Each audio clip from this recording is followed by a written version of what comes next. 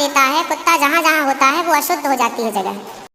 गुरु जी से जानिए कुत्तों को क्या महत्व होता है, कुत्ते की क्या जानकारी है, कुत्ते का पूरा रहस्य जानिए, क्या बताते हैं गुरु जी। कहाँ रखने से क्या फायदा मिलता है और कुत्तों को कहाँ नहीं रखना चाहिए, कुत्तों को घर में रखना चाहिए, इससे रखने से क्या फायदा मिलता है और नहीं रखने से क्या मिलता है, क्या कुत्ते को क्या खिलाने से कष्ट का निवारण होता है, क्या नहीं खिलाने से क्या नहीं मिलता है। आप पूरी इस वीडियो को देखिए, अंत में गुरु जी ने कुछ ऐसा खास बताया कि आप सुनकर चौंक जाओगे। कुत्ता के स्पर्श से अशुद्धि आती है, इसलिए कुत्ता को रोटी खिलाने का विधान तो है। कुत्ते को आवश्यकता है तो आप उसकी दवाई भी कराइए, है ना। अनायास उसे छूने का विधान नहीं है। तो फिर गुरुजी उसको घर से बाहर कर दें? बाहर क्या, कुत्ते घर के अंदर रहे कब। आज के जमाने में फैशन का जमाना, तो लग्जरी गाड़ियों में घूम रहे कुत्ते। गाय है आपके घर में? नहीं गुरुजी, उसकी इसलिए नहीं पॉसिबल है क्योंकि आप फ्लैट में नहीं रख सकते। आप खुद अगर रेंट पे रहते हैं। समस्या तो यही है कि आज हम कुत्ते को रखने को पॉसिबल मानते हैं और गाय को रखना इम्पॉसिबल मानते हैं। गुरुजी दिक्कत तो कुत्ते से भी है बहुत लोगों को। हाँ। लॉजिकली देखा जाए, अगर उसको हम बाहर लेकर के जाते हैं शौच के लिए तो उससे भी दिक्कत है, लेकिन कुत्ते में मैनेज हो जाता है क्योंकि हम बाहर लेके जाते हैं। एक्चुअली कुत्ते में आप लोग मैनेज करना सीख गए हैं। काश गाय के साथ भी मैनेज करना सीख गए होते तो गाय भी मैनेज हो जाती। अभ्यास से, अब कुत्ते के संग रहते रहते अभ्यास हो गया है। गाय भी ना, छोटी सी गाय आती है जो हिमालय तरफ की गाय है ना, वो बहुत छोटी सी होती है।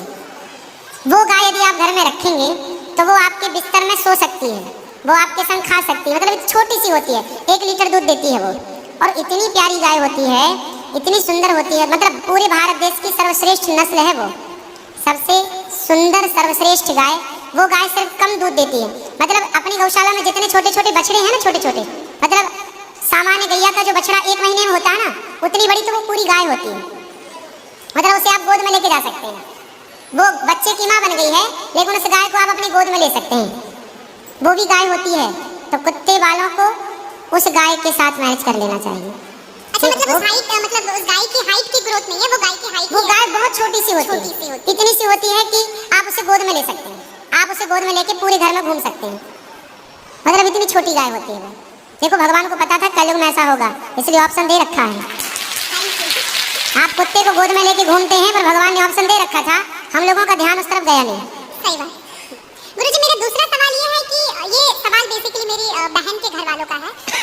चिकन नहीं खाना चाहिए क्योंकि उसमें जान होती है, कोई भी जानवर नहीं खाना चाहिए क्योंकि जान होती है। प्लांट में भी तो जान होती है ना गुरुजी? हाँ, होती है। फिर हम उसको तोड़ते हैं तो उसको नहीं दर्द होता? ऐसा उनके घर वालों का सवाल है, मेरे माध्यम से। नहीं, आप ठीक कह रहे हैं। देखो, किसी आप ना गेहूं को चबा जाइए, चने को चबा जाइए, दालों को चबा जाइए, तो वो रोती नहीं है, चीखती नहीं है, उसमें रक्त नहीं होता, हड्डी नहीं होती, मांस नहीं होता, वो चीखती नहीं है, चिल्लाती नहीं है ना। पर आप मुर्गी को मारिए तो वो चीखेगी, चिल्लाएगी, भागेगी, खून है, हड्डी है, मांस है ना। एक्चुअली सिद्धांत है ना, देखो इतने सारे मर्द हैं, लेकिन इतने सारे मर्दों में एक मर्द ऐसा है जो आपका हाथ पकड़ के रह सकता है, आपका हाथ पकड़ के घूम सकता है, कोई कुछ नहीं बोल सकता, क्योंकि वो आपका पति है ना। समाज ने आपको इजाजत दे दी, आपकी मांग भर गई, मंगलसूत्र आ गया, अब समाज ने स्वीकार कर लिया कि ये मर्द, ये पुरुष अब आपका पति है। अब आपको दूसरे पुरुषों के साथ देखा गया तो आप अच्छे नहीं माने जाएंगे। तो जैसे समाज ने एक पुरुष के संग, एक स्त्री के संग इजाजत दे दी, शास्त्र ने इजाजत दे दी कि आप इसके साथ रह सकते हैं, लीगल है, उसी तरह आपको गेहूं, चावल, अंकुरित अनाज चीजें, दाल, चावल, सब्जी, रोटी खाना लीगल, वेद ने आज्ञा दे दी, खा सकते हैं। मांस के लिए आज्ञा नहीं दी। पतिव्रता नारी पराये मर्द के संग, पराये पुरुष के संग घूमेगी तो समाज उसे ठीक नहीं कहेगी।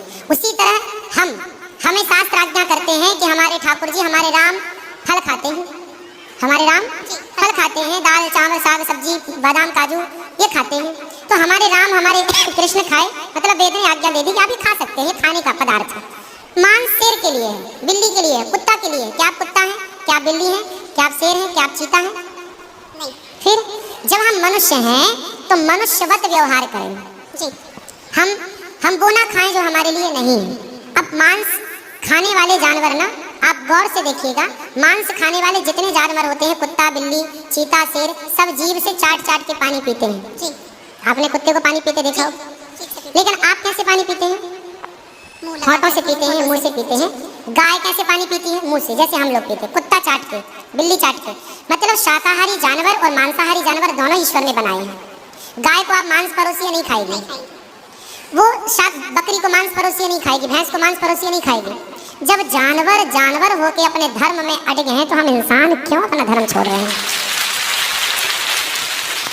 अब जो मांसाहारी जानवर होते हैं उनको आप ध्यान से देखना, उनके पाँव में नाखून होते हैं, जबकि शाकाहारी जानवर के खुर पाए जाते हैं। जैसे गाय का खुर होता है, बकरी का खुर होता है, भैंस का खुर होता है, जबकि चीता का, शेर का, कुत्ते का, बिल्ली का। अब आप देखिए कि आपके ईश्वर ने पैर बनाए हैं ना तरीके से, आप मुंह से पानी मतलब आपके लक्षण शाकाहार से मैच कर रहे हैं, है ना। बिल्ली के, कुत्ते के यहाँ कहना दांत बड़े बड़े होते हैं मांस फाड़ने के लिए, जी आपके नहीं है। मतलब आप ईश्वर की तरफ से शाकाहार। और अब मैं नहीं कहता, आप मेडिकल साइंस का अध्ययन करके देखिएगा।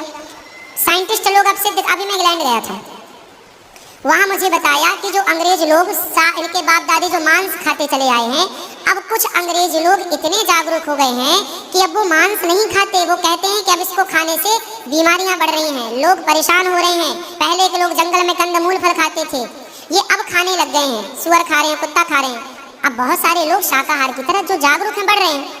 तो आप और हम तो पहले से जागरूक हैं, तो हम क्यों अपने आप को मांसाहार की तरफ ले जाएं? क्यों किसी की हड्डी चबाएं? बताइए, हमारे यहाँ मुर्गे को छूने से लोग नहाते हैं, कितनी दुर्गंध है। अब देखो, आप गेहूँ, आप पालक काटो, गोभी काटो, है ना, मूली काटो, गाजर काटो, दाल पकाओ, कोई दुर्गंध आती है आपकी रसोई में? नहीं। लेकिन आप मुर्गी पकाओ, मुर्गी काटो, बिल्कुल वो बदबू से भर जाएगा। मतलब आपकी नाक भी आपको गवाह देने लग जाएगी, भाई बस कर, है ना। तो शरीर एक्सेप्ट नहीं करता, आप जबरदस्ती खिला रहे हैं। गुरुजी, मेरा तीसरा प्रश्न ये है कि जैसे हम लोग एकादशी करते हैं और किसी दिन अगर हम बाहर रहते हैं और उस दिन एकादशी है, फॉर एग्जांपल हम आउट ऑफ स्टेशन है और उस दिन ख्याल नहीं कि एकादशी है, तो अगर हम बाहर चावल खा लेते हैं या लहसुन प्याज खा लेते हैं तो क्या वो ब्रेक हो जाता है पर्टिकुलर एकादशी उस दिन का, या पूरा कंटिन्यूड रहता है? जो 108 हम कर रहे हैं कंटिन्यू कैसे रहेगा? वो पर्टिकुलर वाला कैंसिल होता है ना, जिस दिन हम खा लिए बाहर। हाँ, आपने जो खा लिया वो एकादशी भंग हो गई जी। और पीछे से जो हम कंटिन्यू जो करते आए वो तो जो किया वो मिलेगा, जो आगे करेंगे वो मिलेगा। पर हमें इस बात का ध्यान रखना चाहिए। यदि आपने एक बार खा लिया एकादशी के दिन, कोई ने धोखे से कुछ खा लिया, चावल खा लिया, रोटी खा ली, बिस्किट खा लिया, तो भगवान से क्षमा मांगनी चाहिए, प्रभु अज्ञानवश हुआ है, हमें क्षमा कीजिए। और फिर उतने को ही फलाहार मान लेना चाहिए, फिर कुछ नहीं खाना चाहिए। जैसे आज आपने धोखे से चावल खाया, आपने खाया ही एक कौर, तभी याद आया आज तो एकादशी। अब आप बोलेंगे नहीं, हे प्रभु अपराध हुआ, क्षमा, भगवान का नाम जप करो और उसको ये मान लो कि मेरा पारण हो गया, अब फिर मैं कुछ नहीं खाऊं, तो फिर वो पूरी एकादशी मान ली जाएगी। गुरुजी, मेरा चौथा सवाल ये है कि आप कहते हैं दारू पीना पाप है, चिकन खाना पाप है क्योंकि उसमें जान है। दारू में ऐसी कौन सी चीज मिली होती है कि उसको पीने से पाप हो जाता है? अगर आप पी के कुछ गलत कर रहे हैं तो फिर गलत है लॉजिकली, तो फिर पाप क्यों? और अगर दारू में नशा चुकी होता है, अगर वो पाप है तो फिर तो पुड़िया खाना, सिगरेट पीना, सारी चीजें पाप में आ जाएंगी। पाप अलग विषय है, अभी मैं समझा देता हूँ आपको। जब हमारा देश गुलाम था जी, तो एक अंग्रेज ने पंडित जी की कनपटी पे बंदूक रखी और अंग्रेज ने कहा, ये पंडित जी यहाँ, तुम बड़े पुजारी हो? हाँ पुजारी हूँ। हिंदू हो? हाँ। आज मैं तुम्हें गोली मारूंगा। पंडित जी बोले, क्यों मारोगे? बोले, आज 4 चीजें तुम्हारे सामने हैं। अंग्रेज ने 4 चीजें पंडित जी के सामने रखी। पहले, पराई स्त्री ला के रख दी, तुझे आज इसके संग रहना है। दूसरा, मांस रख दिया, आज तुझे मांस खाना है। और तीसरा, ढेर सारा सोना रख दिया। इतना सोना तो रोज भीख मांगता है ना, ले जा सोना। और चौथी, दारू रख दी, शराब। इन 4 में एक चीज तुझे लेनी पड़ेगी, नहीं लेगा तो गोली मारूंगा। बोल, क्या लेता है? पंडित जी बोले, पराई औरत तो मैं नहीं देख सकता, मार दो गोली मुझे, पर मैं पराई स्त्री के, मेरी माँ बहन, मेरे संस्कार ऐसे हैं कि ये मेरी माँ बहन और बेटी है, मैं मर जाऊंगा पर चरित्र में दाग नहीं लगने दूंगा, तो ये स्त्री तो मैं नहीं ले सकता। अब मांस भी मेरे धर्म के खिलाफ है, आप गोली मार दो, मैं ब्राह्मण हूँ, मैं मर जाऊंगा पर ये धर्म नहीं छोड़ूंगा। और रहा ये सोना भी नहीं लूंगा, क्योंकि मैं भीख इसलिए बेईमानी करता तो भीख क्यों मांगता? मैं ईमानदारी से भीख मांग के खा सकता हूँ, बेईमानी का करोड़ों नहीं ले सकता, इसलिए सोना भी नहीं लूंगा। हाँ, पंडित जी को लगा ये तो पानी है, दारू शराब, हमको दारू पानी लगा, ये तो पानी है। पंडित जी को बेचारों को पता नहीं था कि दारू का क्या मजा है। अब उनको लगा ये पानी है, पिएंगे निकल जाएगी। पानी समझ के पंडित जी ने बोला कि चलो गोली कनपट्टी में बंदूक रखा है, चलो पी लेते हैं, अभी निकल जाएगी शाम तक। पंडित जी ने दारू पी, और जब दारू पी ली तो दारू जब पी तो नशा चढ़ा, और जब नशा शराब का जब नशा चढ़ता है तो इंसान नहीं रह जाता। जैसे स्त्रियों को जिसको ऑपरेशन होता है ना, तो रीढ़ की हड्डी में डॉक्टर एक इंजेक्शन लगाते हैं जिससे शून्य हो जाती है। वो अंग क्या हो जाता है, कोई भी ऑपरेशन में डॉक्टर आपको शून्य कर देता है। उसी तरह शराब आपके मस्तिष्क को, आपके सोचने विचारने की क्षमता को शून्य कर देती है।